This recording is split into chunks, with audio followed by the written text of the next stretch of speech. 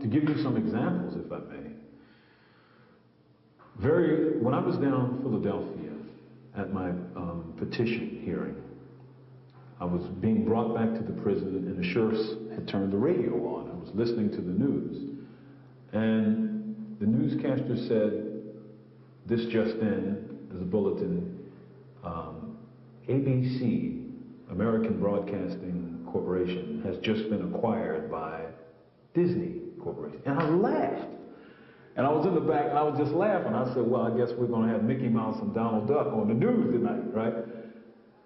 But that's just one out of many, you know.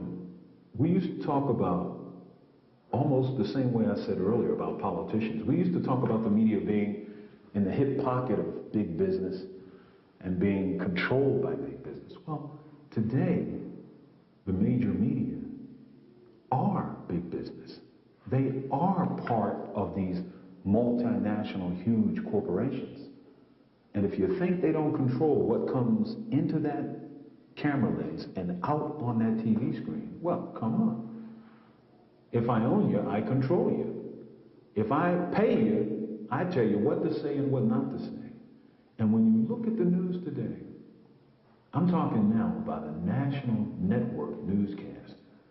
The similarities between, think about this, Christoph, the similarities between a national network newscast and what used to be a local newscast are astounding. Local crime stories become national news stories, not because of anything extraordinary about that, but that's the stuff that they're feeding out there. They don't feed pieces that talk about the fundamental relationships of power and rank and status in this country. They talk about sensation, you know. It's almost as if the average newscast is produced by Hard Copy or one of these other, you know, shows like that. Just, it's trash. But it's trash that's designed to attract you emotionally, to touch you sensationally, to get you looking, but not to get you thinking.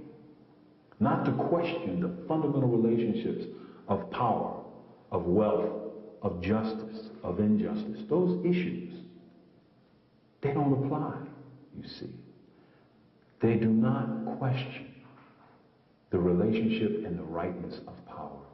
They take that for granted, you see.